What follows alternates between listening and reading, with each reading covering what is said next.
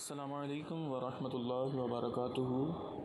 امید ہے آپ سب خیریت سے ہوں گے۔ سو آج ہم پڑھیں گے ساس و نحو کا چوتھا سبق، اسم فعل اور حرف کی علامات کا بیان، جس کے بارے میں ہم پہلے ذکر کر چکے ہیں کہ کسی بھی لفظ کو بغیر اس کے ترجمے کے، یعنی کہ آپ کو لفظ کا ترجمہ نہیں آتا، اس کا معنی نہیں ہوتا، اس کے باوجود آپ لفظ کو دیکھ کر پہچان کر سکیں گے اس سبق کے بعد کہ وہ اسم ہے، وہ فعل ہے یا وہ حرف ہے۔ اچھا جی، اسم کی چند مشہور علامات درج ذیل ہیں۔ نمبر 1، شروع میں الف لام کا ہونا، جیسے الرجل۔ اب جس بھی کلمے کے شروع میں الف لام ہوگا ہم سمجھ جائیں گے کہ وہ اسم ہے۔ فعل کے شروع میں الف لام نہیں آ سکتا۔ شروع میں حرف جر کا ہونا۔ نمبر 2، شروع میں حرف جر کا ہونا۔ حرف جر کیا ہے؟ اس کی حاشی میں کچھ وضاحت لکھی ہوئی ہے کہ ہر حروف جارہ جو اسم پر داخل ہو کر اسے جر دیتے ہیں، اور یہ 17 حروف ہیں، یعنی کہ ایسے حروف جو کسی بھی اسم سے پہلے آ جائیں تو اس اسم کے اعراب زیر ہو جاتے ہیں، یعنی کہ اس اسم کے اعراب زیر ہو جاتے ہیں، اور یہ حروف جارہ 17 ہیں۔ باؤ، تاؤ، کاف و لامو، واو منذ مزخلا، رب حاشا من عدا، فی عن علا حتی الا۔ یہ انہوں نے ایک شعر کی صورت میں ایک آپ کو ایک طرح کا سمجھ لیں یاد کرنے کے لیے آپ کو دے دیا ہے، جس کی وجہ سے 2 مصروں میں ان کو کنورٹ کر دیا، جو کہ یاد کرنا انتہائی آسان ہے۔ یہ آپ یاد کر لیں حروف جارہ۔ اچھا، اور نمبر 3، آخر میں تنوین کا ہونا، جیسے جمیل، جیسے قلم، جیسے کرسی۔ آخر میں تنوین کا ہونا اسم کی علامت ہے، اور تنوین کہتے ہیں 2 پیش کو۔ اچھا، آخر میں گول تا کا ہونا، جیسے صالحۃ، نیک عورت۔ آخر میں گول تا ہے تو یہ بھی اسم کی علامت ہے۔ اچھا، آگے ہیں فعل کی علامات۔ فعل کی چند مشہور علامات درج ذیل ہیں۔ نمبر 1، شروع میں حرف قد کا ہونا، جیسے قد سمع، تحقیق اس نے سنا۔ شروع میں حرف قد آ گیا تو یہ فعل کی علامت ہے۔ اچھا، دوسری علامت کیا ہے؟ شروع میں حرف سین کا ہونا، جیسے سیقرأ، عن قریب وہ پڑھے گا۔ یہ ان کو آپ نے ایز اٹ از یاد کر لینا ہے۔ نمبر 3، شروع میں سوف کا ہونا، جیسے سوف تعلمون، عن قریب تم جان لو گے۔ نمبر 4، فعل ماضی کا ہونا، جیسے کہ فعل ماضی ظاہر ہے فعل ہی ہے، فعل ماضی کا ہونا، فعل مضارع کا ہونا، فعل امر کا ہونا، اور فعل نہیں کا ہونا، جیسے ذہب فعل ماضی، جیسے یذهب فعل مضارع، جیسے اذهب فعل امر، لا تذهب فعل نہیں۔ اچھا، حرف کی علامات۔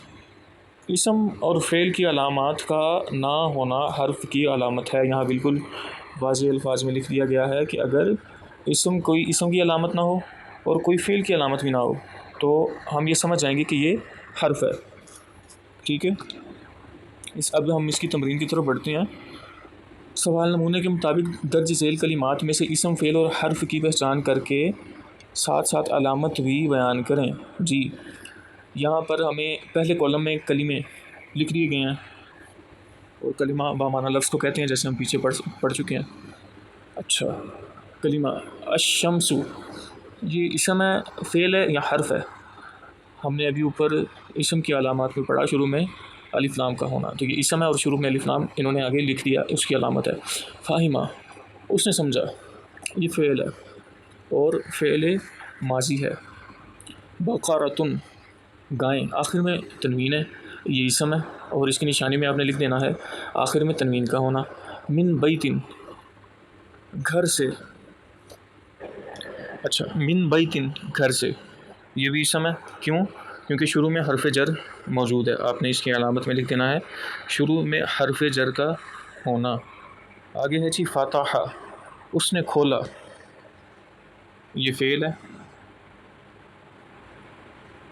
اچھا، اور اس کی نشانی میں آپ نے لکھ دینا ہے یہ فعل ماضی ہے۔ ٹھیک ہے، آگے ہے بی، جس کا معنی ہوتا ہے ساتھ، یہ حرف ہے، کیوں؟ کیونکہ نہ اسم کی کوئی علامت ہے اور نہ ہی فعل کی کوئی علامت ہے۔ آگے ہے سرقہ، اس نے چوری کی، یہ فعل ہے، اس کی علامت کیا ہے؟ فعل ماضی ہے، ماضی علامت ہے۔ اچھا، قرد، بندر، یہ اسم ہے، کیوں؟ کیونکہ اس کے آخر میں تنوین ہے، اور ہم نے اسم کی علامات میں یہ پڑھا کہ آخر میں تنوین کا ہونا اسم کی علامت ہے۔ اچھا آگے ہے جی انصر، تو مدد کر، یہ فعل امر ہے، کسی سے کسی کام کا مطالبہ کیا جا رہا ہے، تو مدد کر، اور یہ فعل ہے۔ آگے ہے بالقلم، قلم کے ساتھ، یہ بھی اسم ہے، اور اس کی نشانی آپ لکھیں گے حرف جر کا ہونا، کیونکہ شروع میں بھی حرف جر ہے۔ آگے ہے جدار، دیوار، یہ اسم ہے، تنوین کا ہونا اس کی علامت ہے۔ آگے الولد، لڑکا، یہ بھی اسم ہے، کیوں؟ کیونکہ شروع میں الف لام ہے۔ اس کے بعد ہے قادمہ، وہ آیا، یہ فعل ہے اور نشانی فعل ماضی ہے۔ الشارع، سڑک، یہ اسم ہے، کیوں؟ شروع میں الف لام ہے۔ اسی طرح اگلے پیج پہ بھی ساری تمرین موجود ہے، اسے آپ خود حل کرنے کی کوشش کریں۔ جب تک آپ خود حل نہیں کریں گے آپ کو پریکٹس نہیں ہوگی، اور جب تک پریکٹس نہیں ہوگی آپ کو یہ علامات یاد نہیں ہوگی۔ اسی لیے یہ تمرین اس سبق کو یاد کرنے دہرانے میں انتہائی مددگار ثابت ہوتی ہیں۔ سو امید ہے آپ کو یہ آج کا لیکچر بہت پسند آیا ہوگا۔ انشاءاللہ ہم اگلا لیکچر ساس و ناف کا 5واں سبق معارفہ اور نقرہ کا بیان پڑھیں گے۔ اب تک کے لیے صرف اتنا ہی۔ السلام علیکم ورحمۃ اللہ وبرکاتہ۔